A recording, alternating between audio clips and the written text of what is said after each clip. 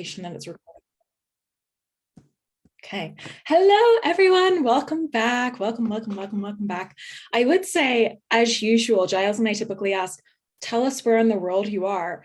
But I think with us, we all know where each other is. We're across the UK. Claire's in Ibiza, and JF's over in California. So as usual, it's a small but mighty audience around the globe tonight, which is fantastic. So it's good to see everyone again. Giles again sends his apologies. It's his 50th birthday today, which is fantastic. And we're back, after a couple months break, we're back with my very dear friend and colleague Claudia Pellegrino joining us tonight. So she's going to deliver a talk on diversity and inclusion, a catalyst for business agility. And she's actually going to be giving this talk in July at Agile on the Beach conference in Devon, Cornwall, is it? Yeah, it's somewhere in Cornwall, next to Exeter in Cornwall, yes. Yeah, somewhere at the end of the world in the UK. So she's coming to give this talk to us tonight. And what she's asking for is feedback on this. And you guys are a fantastic audience for this. And you did the same for me last year when I started giving presentations at conferences. So please share thoughts, feedback in this, safe and wonderful space as we always are together. So Claudia works at PA. She helps organizations solve complex problems. And she's also an Agilista like us. She's passionate about D&I, co-leads Women in Tech initiative at PA, building a strong community of over 700 people. She's also a mentor in the Women in Consulting London community. So tonight we have kind of the usual setup where Claudia will talk for about 45 minutes with interactive mentees that we know and love. We'll have some discussions per usual. You know what, with a group this size, actually, if you guys just want to call out your questions, please just go for it. If we get maybe over 10 people, please just go ahead and pop in the chat maybe, but with us, just interactive, jump right into it. And then as usual, we'll have time about 15 minutes at the end for some good juicy Q&A together as well. Cool. So Claudia, over to you. All right, perfect. Let me share my screen. Screen two. All right. Let me get my slides up here as well. Right, perfect. So suggest we make a start. So first of all, hello and welcome everyone. I think Ashley has already given me a strong introduction, but I'm Claudia, and today I'm going to be talking about diversity and inclusion and business agility. Or actually, as I want to put it, how diversity and inclusion can be a true catalyst for business agility and complex problem solving. So before we start, I want to get to know the audience a bit more. So I'm just going to ask you a couple of questions. You can shout the answer. You can just pop in the chat. Don't really mind. Very informal. The first question is, how many of you, and probably just raise your hand, how many of you work in or for an organization which had an agile transformation or which is on an agile journey?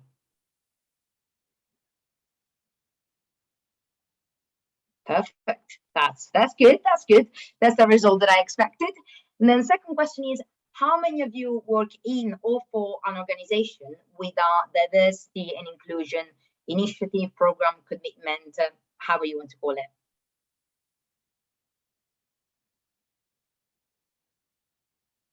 That's great. I think that's positive. That's what I want to hear. So that's brilliant. And last questions is, how many of you work in or for an organization where agility and the agility journey and the diversity and inclusion journey are tackled as part of the same initiative, program, transformation, mission, however you want to call it? I feel like for some of us, we might be trying, but maybe it's not 100% there just yet. That's great. So good responses actually makes me feel like my talk has some legs based on the responses. Great to see that some of you raised their hand at the last question, because it's going to make our discussion even better because I can learn from you guys. So essentially, I'm going to move on now to what we are going to be covering today. Let me change slide. Right, perfect. So as you said, question, just, put them in the chat, shout them out loud. I don't really mind. Then we're going to start with introducing myself. Then we're going to look at a real case study. Then I'm going to give you 3 key reasons why I believe that diversity and inclusion supports agility. And last, I will finish a set of tangible takeaways that hopefully you can bring back into your organizations for how to merge D&I efforts with agility efforts and make sure that your organization can solve problems better. So let's start. So first of all, a bit of a slide about me. So as I said, I'm Claudia. I am actually from Italy. However, I've been living in London for 10 years. I am an organizational agility consultant at PA, and I am specializing in operating model design. So, breaking down organizational silos and putting bits of an organization together. But I don't actually like to say, oh, I help organizations, implementing Agile. What I like to say is I help organizations solving problems. And agility, I think, as we all think, is usually a huge part of it. And one of the problems that I'm actually helping PA, my own company, solve is the diversity gap in technology. As Ash said, I am in fact the co-lead of the Women in Tech initiative, and it's definitely one of my greatest passions. So I'm super passionate about D&I, super passionate about agility, and that's why I decided to give this talk. Last but not least, I love running. So again, on a quick show of hands, who else likes running in the audience? All right, okay, that's fine. Good, James. Great. Okay, Claire, that's good. All right, perfect. Okay, so without further ado, let's get into it. So as you probably have understood, today I'm going to talk about solving complex challenges.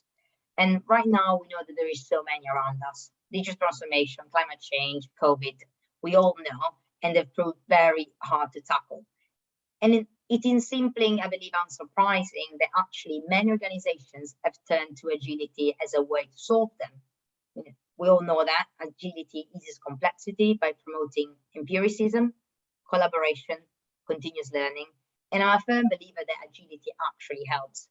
And first of all, for agility, I'm not just talking about capital A agile, but actual true agility, which we're going to talk and define later. Agility also brings financial success. There is extensive data proving that the most agile companies are also more financially successful. And that's why I want to look into a case study. How has agility helped a specific organization? So we're now looking at this mystery company. This mystery company is a huge technology company. They're a true leader in product development for consumer electronics and so on.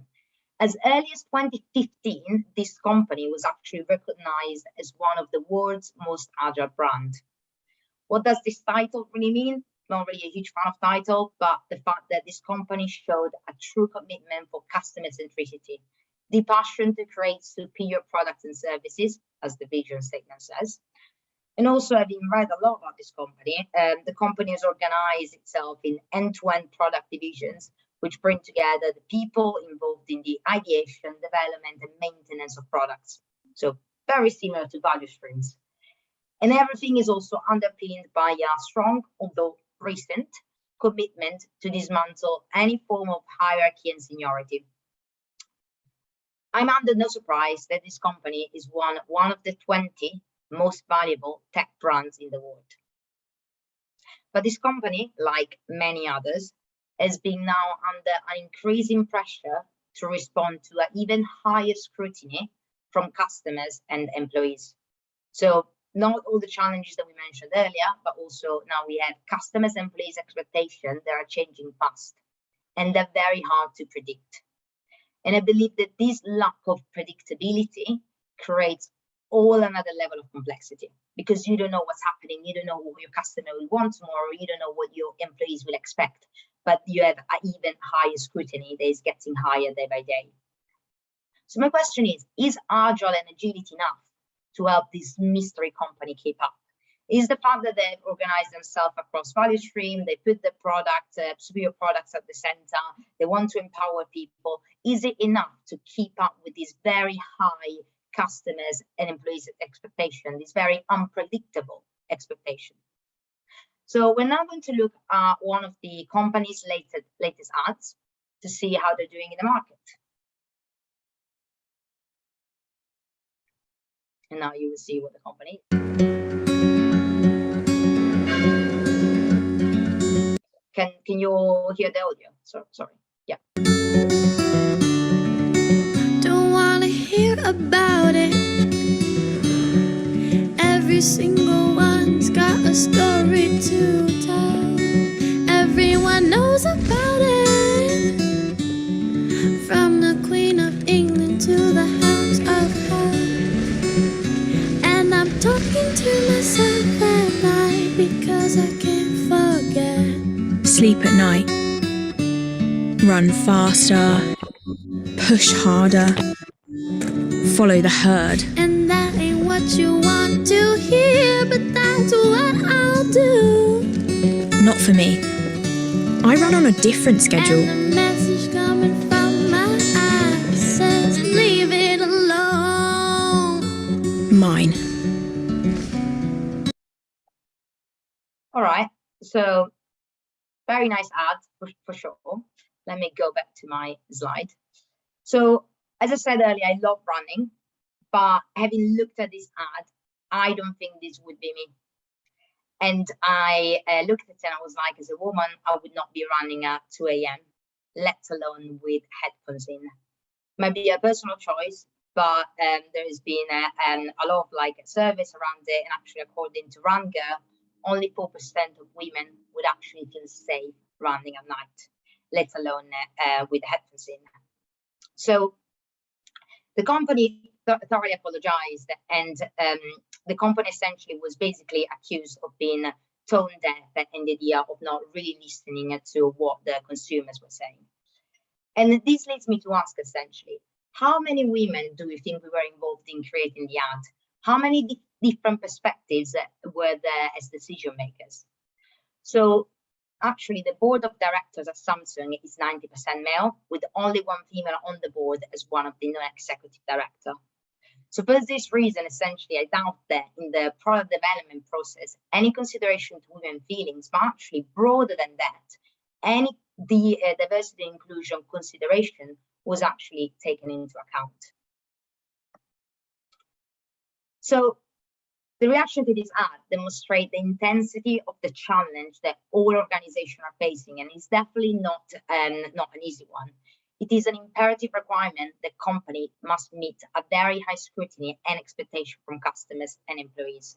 When they say putting customer at the center, it means that they have to put all of the type of customer at the center, and they have to represent the diversity of opinion that now is in the current world, but also all the diverse characters that exist in society.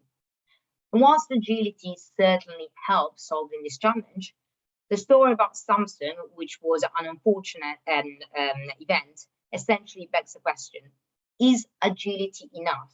What's missing? Well, agility was and has always been a successful way to solve complex problems. But we know that customer expectation, the problems of today are very complex to predict. And what does complexity really need? It needs different minds. Ingenuity needs truly different perspectives. So it is only simple that to enable the true potential of agility and solve complexity, we need diversity and inclusion. So I'm going to stop talking now, because probably you had already enough of me, but I would like all of us to jump into a Menti. So I'm going to put the link to a Menti here. For those of you that do not know how to use Menti, you just go menti.com and then you tap in that code, or with your mobile phone, you can just count the QR code. And we're going to ask a couple of very easy questions. Let me switch my screen. One of them is going to be around defining agility, and the second one around defining diversity and inclusion. I can go back to the QR code quickly so that everyone has time to jump on it and let me know if it works.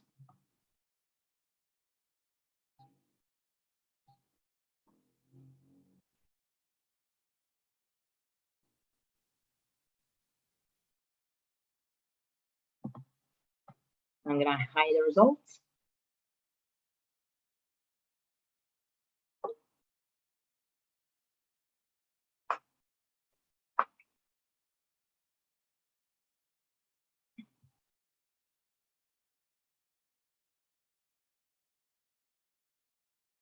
All right, I'm just gonna wait until the results go back up a bit.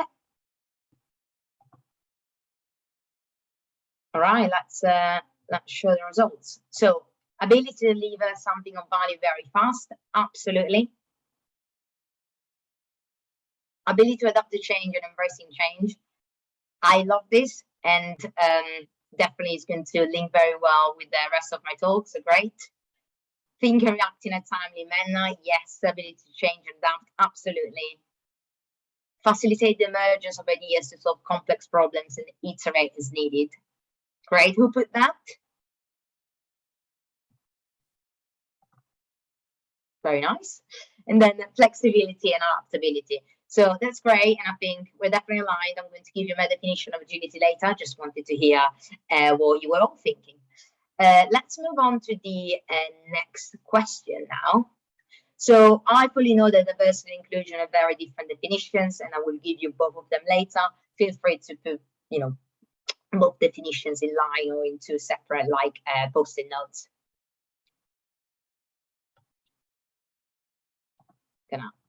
These are tough questions, Claudia. I know. Tough on a Tuesday night.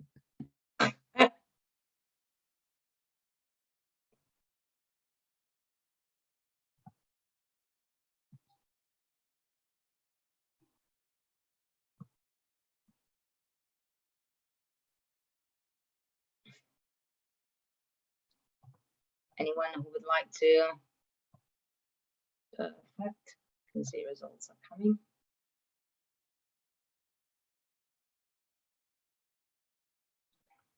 All right.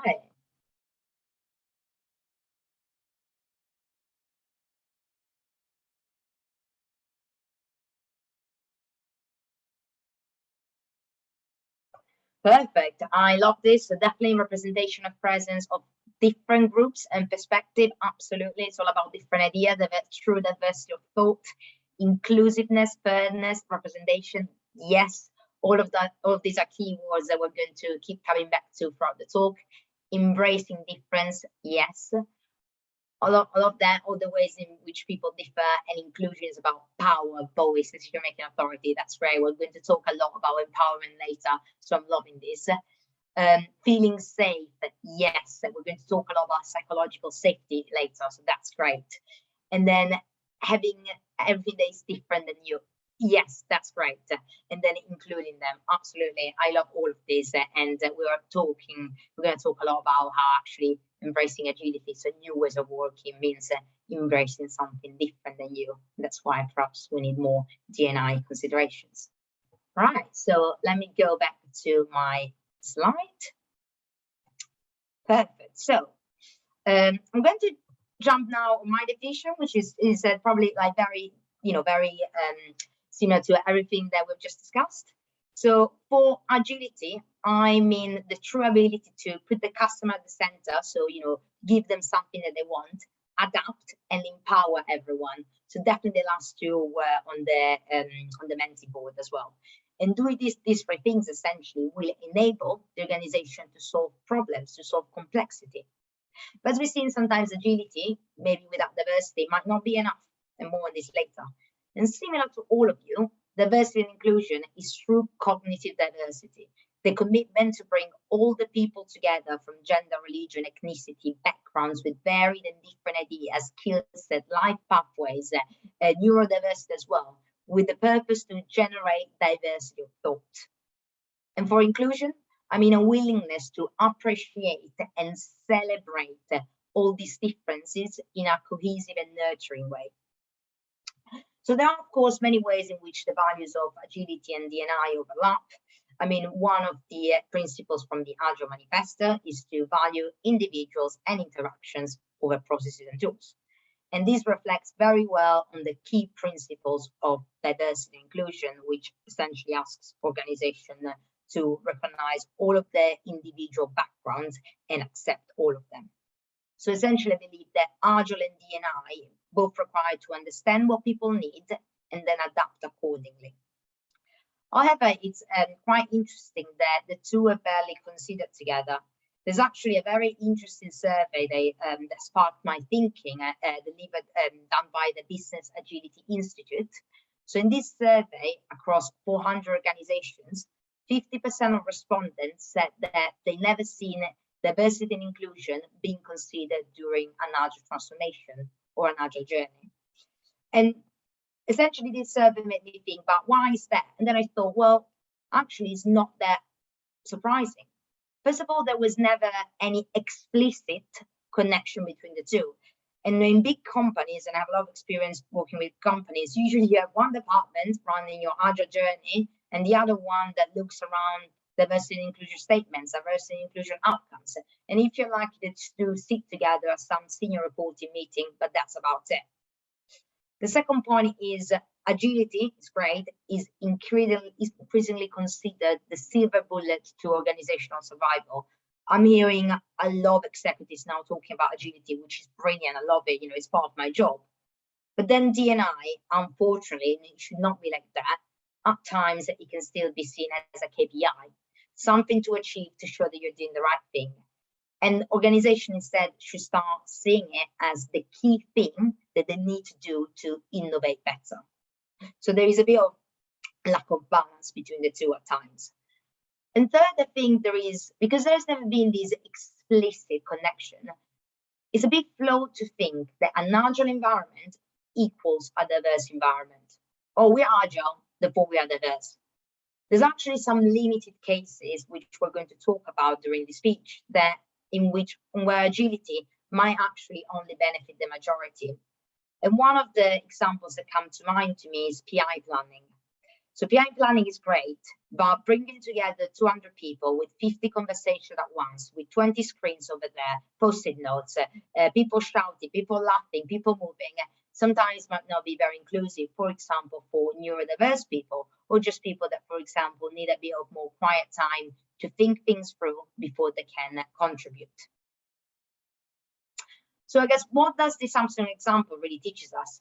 Well, essentially that as organizations are faced with very complex challenges, they're missing out on achieving stronger business and customer outcomes if they don't treat agility and diversity and inclusion as complementary.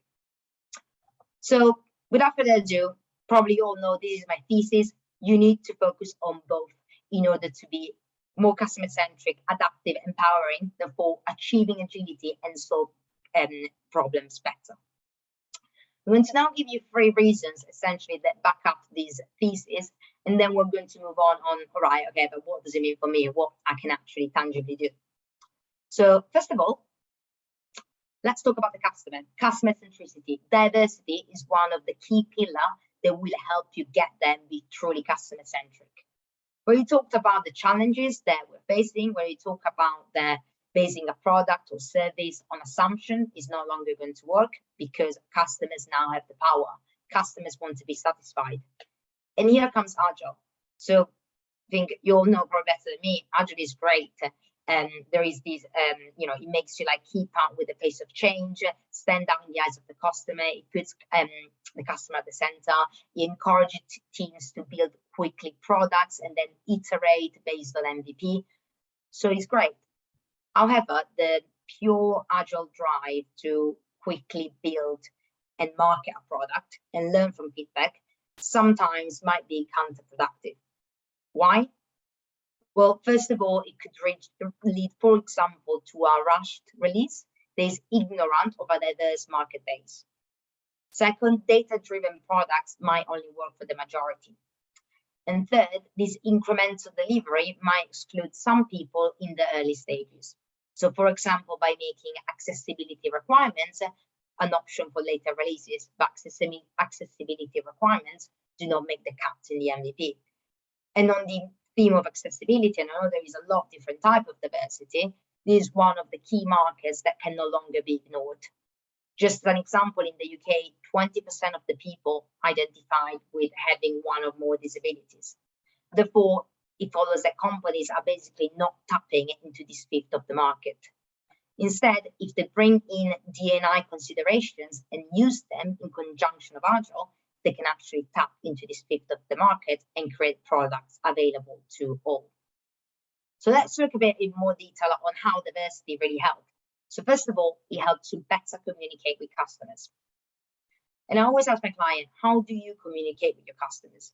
I think only very few of them can just, go around and start talking in the street to their customers. Most of them run a focus group, draft surveys, invest in user research. These are all positive and useful activities, but because of their nature, they are indirect ways of communicating with the customers. So if you do that, you need to make sure that your team is diverse. Why? Because if you don't, you basically do a something. You could end up with, let's say, our focus group to develop our new period tracking app, with consumers being all women and developers and product managers perhaps be all men, with the right questions be asked and answered, with be a truly open space. Another example is actually a survey for visually impaired people written with unbelievably small fonts. And it's a bit of a personal story, but I recently took my grandmother to our sight input center. And just outside, there would be your usual customer satisfaction screen with the 3 faces. Unfortunately, the screen was so small that she could barely see what she was doing, which was very upsetting and definitely our involuntary flow. But that might happen when you are designing something to get feedback and not actually take into account the customers that you want the feedback from. So the idea is diversity will help you dig into the real issue and create bonds, because we all know that now customers want a tailored experience. And in order to tailor it, you need to create real connections with them. The second one is all about reducing group thinking. So we already spoke about agile approaches. They might rely on a majority-led data set. Making your data set more diverse is important, but very hard. So I say the first thing that you do, you actually change the composition of the people looking at data. And there is a very simple exercise that you can run.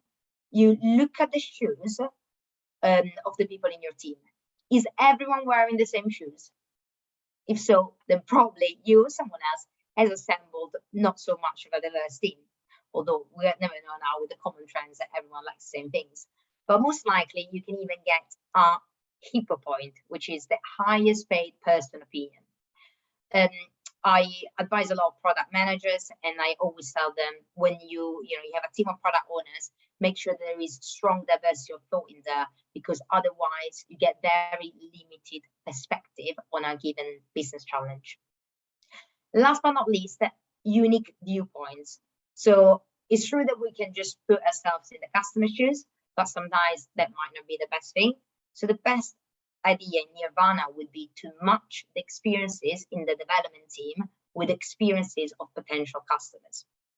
That sometimes is not possible. So the key is to bring real users, not just into focus group, but actually into the development process. Find real users across your organization. One of the best examples is actually, I've seen my company, PA Consulting, doing when they worked with Monica Healthcare. And it was a healthcare company to develop new fetal heart rate monitors. And they ended up saving the lives of a lot of babies. But the key was that they brought into the development process, not just product designer, engineers, and life science experts, but actual midwives and mothers that they were available in the company. And the result, they actually created something that mothers would use. So let's look at the second element. Adaptive, build to evolve. All of you said agility is all about being adaptive, and it's true. We must change as the world around us changes. And the Scrum Framework, and I know there is just a framework, but I think it's particularly effective in responding to unforeseen challenges. It is in fact designed, at its basic level, to find adaptive solutions to complex problems. And it does that by promoting 3 principles: transparency, inspection, and adaptation.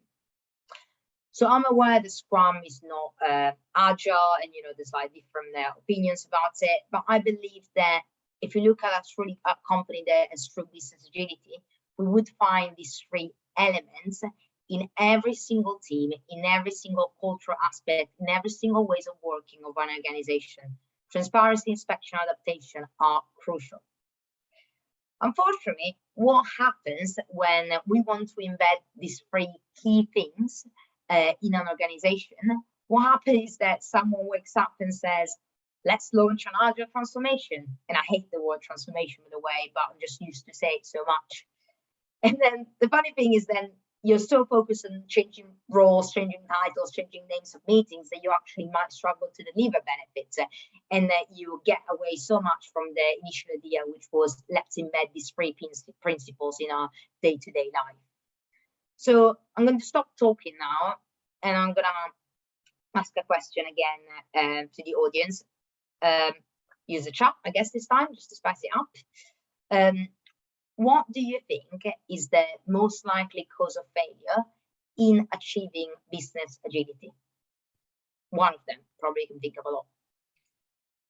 It's what's the biggest failure? What's the biggest cause of failure for agility? Yeah. Oh, you're asking all the deep questions tonight, Claudia. Just do you want us to call out? Managers. Back middle managers, senior leaders. What level of managers? I like them. Habits. All of them. All habits, I guess. All habits.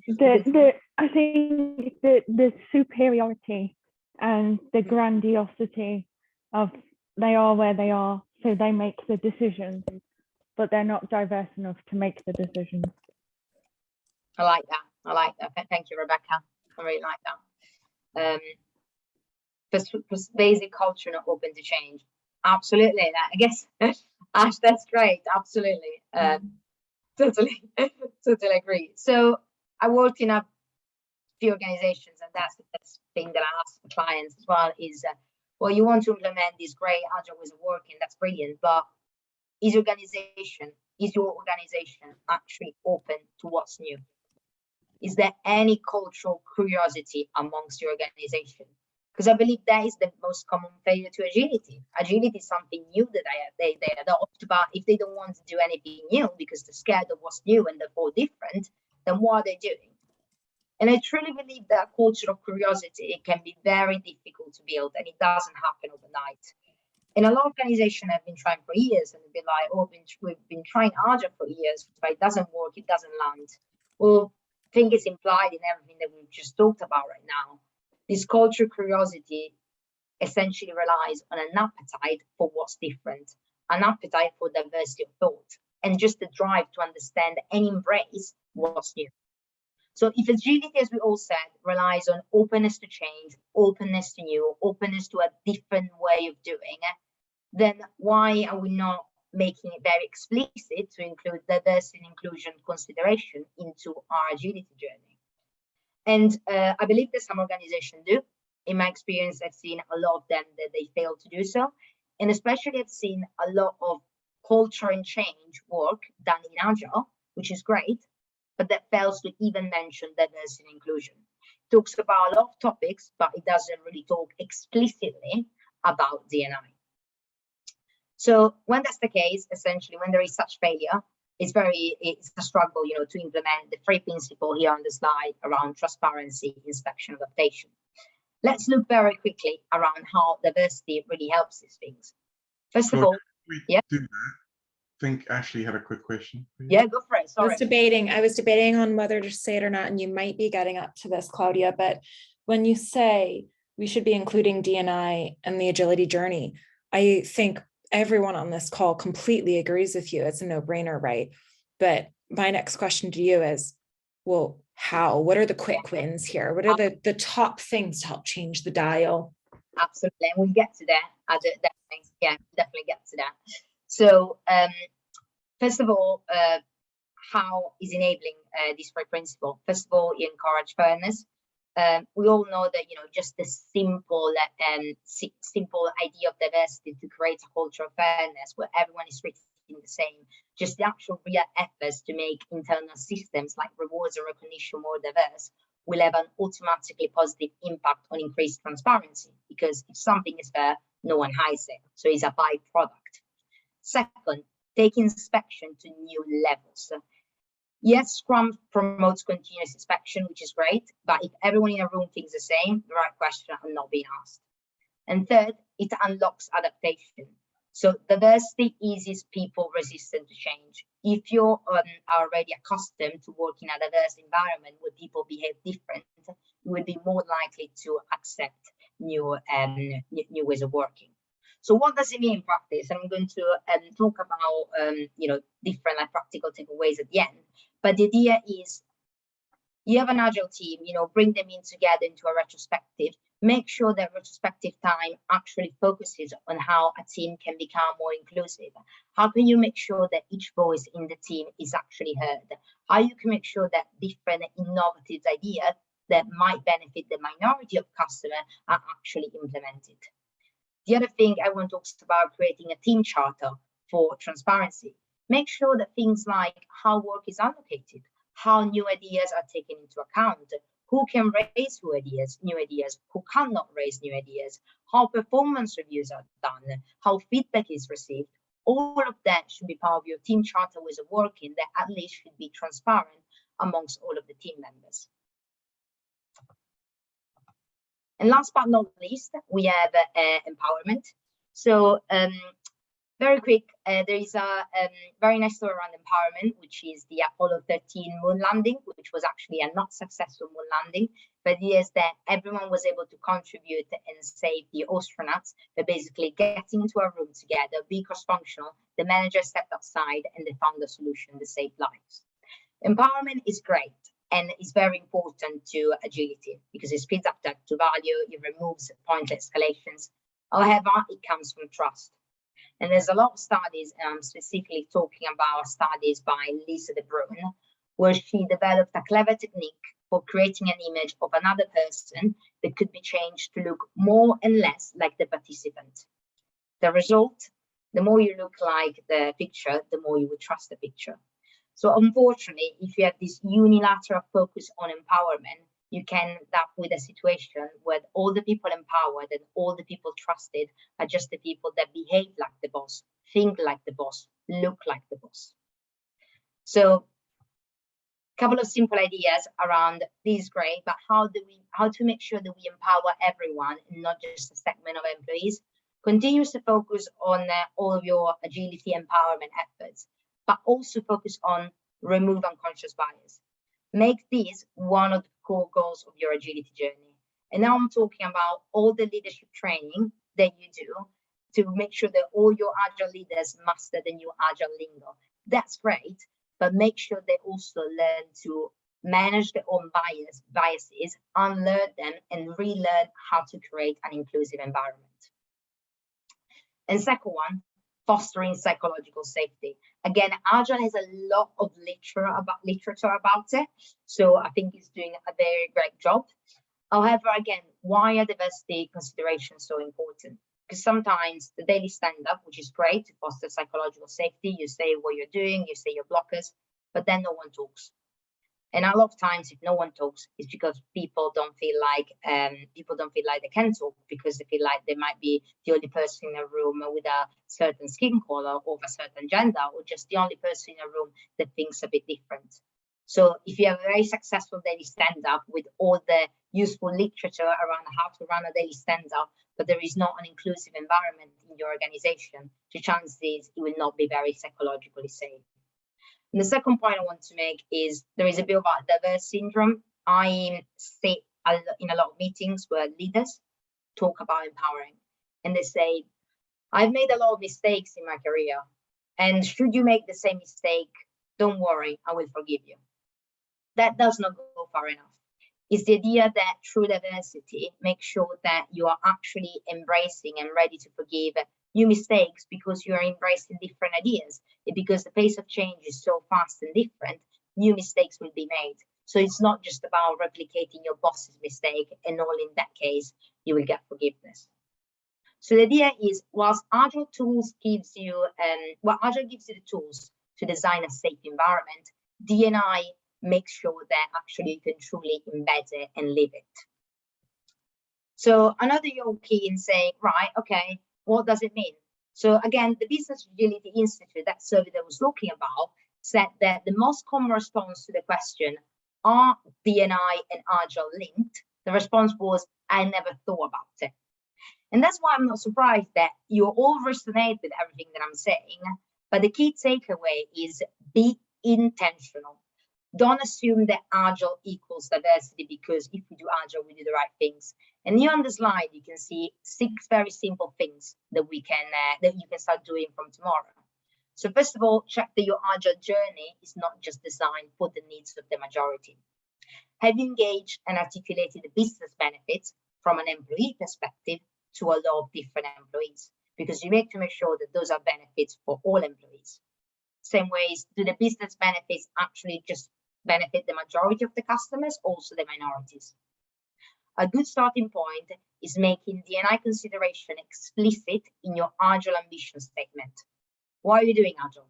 To build better products for a diverse customer set, to empower all employees and create an inclusive and safe environment. So be very explicit, make sure that in the outcomes that you're trying to achieve with your Agile journey, D&I is present. Second, optimize your organizational design technique. Agile transformational journeys, however you want to call them, are due in large part to a change in team structure. Silos are broken to establish cross-functional dedicated teams.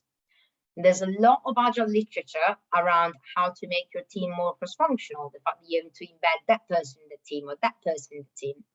However, there's very little advice on how to make sure that you have true cognitive diversity in the team. So I'm very passionate about this topic because, as I said, I am specializing in operating model. I'm also a SAFe SPC. So I know a lot around the Agile release train, identification workshop, and so on.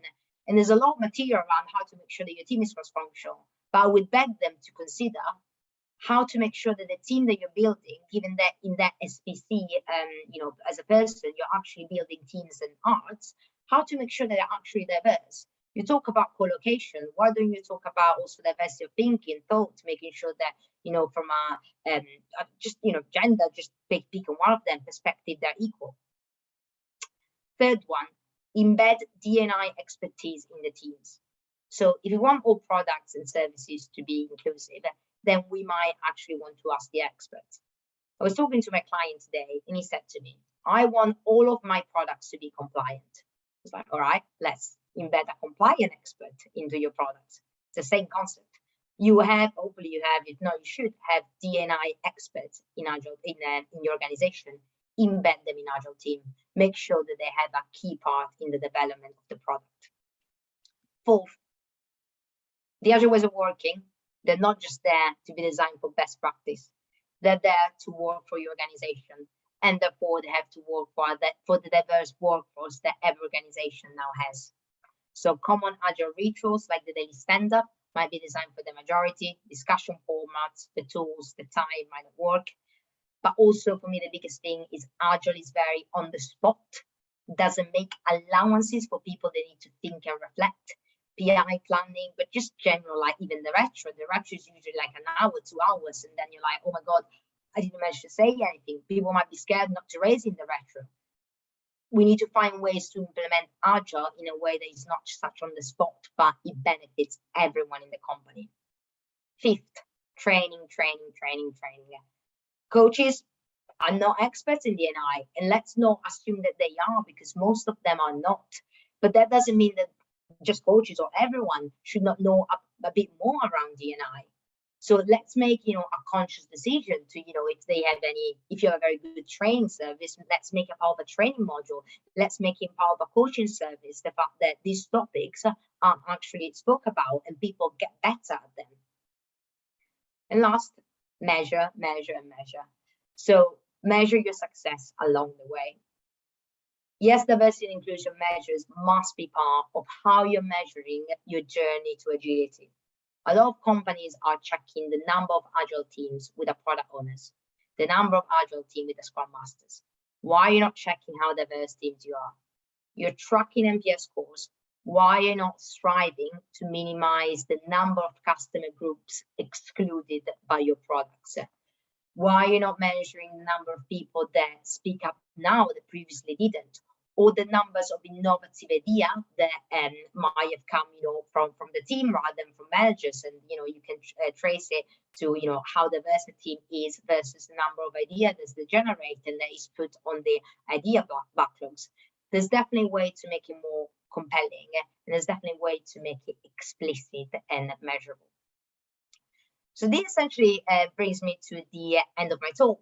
I guess my last point is be intentional. You can do these simple things.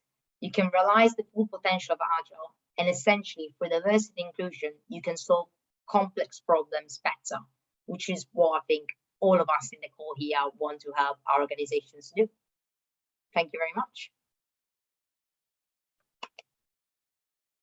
So I know there's a lot of questions, so I'm going to jump onto them.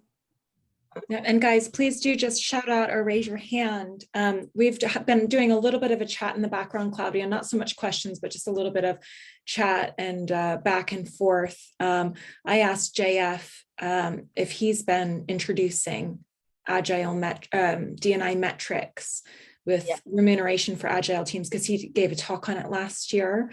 And JF, you responded very nicely in the chat, so thank you for that.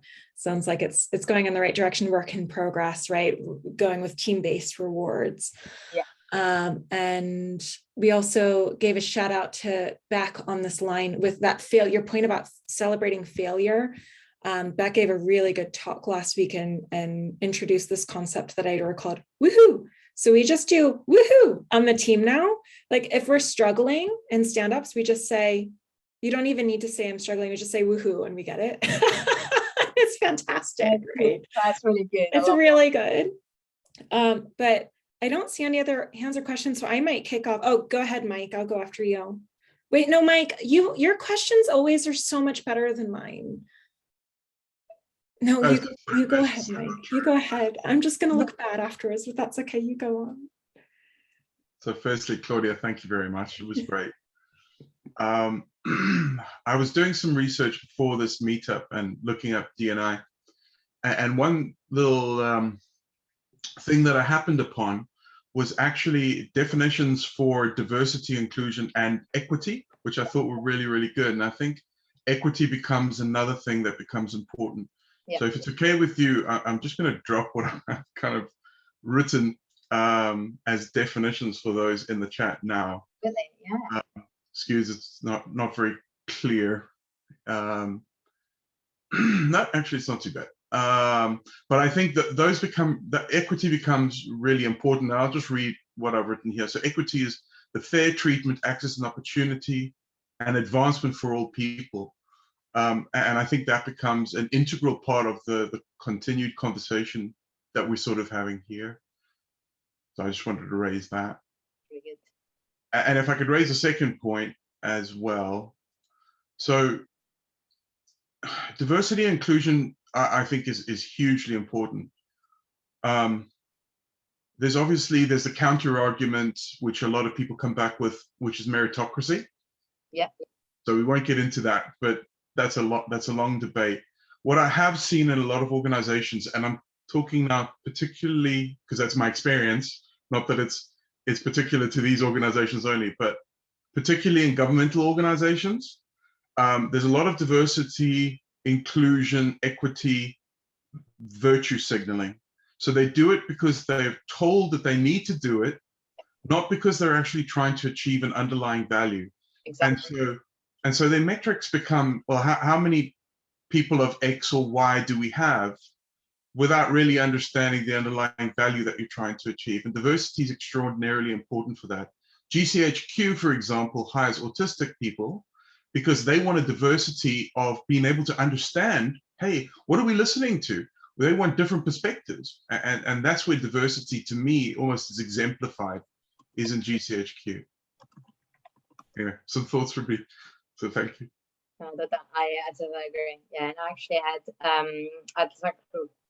quite a few examples on the fact that a company hired more diverse people, essentially because it will enable them to better achieve the business and customer value. I would bring back that example into the speech now, because it was a clear, like, we decided to hire these people to solve this problem, to achieve this benefit. Exactly. And the same thing can be seen in Agile, right? A lot of people take on Agile because it's the word of the day, without really understanding what it's there for, or what value we're actually trying to get at the end of the day. Yeah. And if you listen to Kneven, for example, Kneven says that Agile has or Scrum, for example, has a very particular niche in the total landscape. So you need to understand that you're using it the right way, at the right time, et cetera, et cetera, et cetera. Anyway, thank you, guys. Thank you. Awesome, Mike, as always.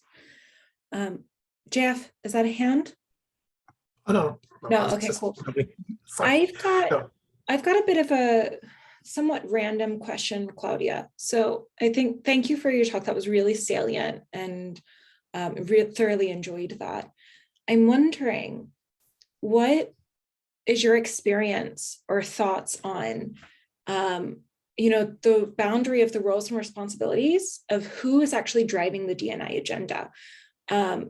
Because, like, in some organizations, Agile is just in pockets, or it might just be in the IT division first before going out. And it's critically important in Agile settings for all the reasons that you mentioned on the call. And I know a lot of organizations now actually have it kind of coming at the top level as well, overlooking the enterprise. But what do you see as that kind of the roles, responsibilities, the boundaries of working together? Who should be driving and defining this, and really trying to spearhead, rolling out, just paving the way essentially to help, not only improve diversity, but that facilitating and unlocking the benefits of diversity? Yeah. I think it's actually a very similar situation to what now we find when these massive companies do an agile transformation. Like you have a lot of like chief people officer driving it, and I'm like, that's great because they've been appointed. However, to what Mike was saying, diversity is there to help.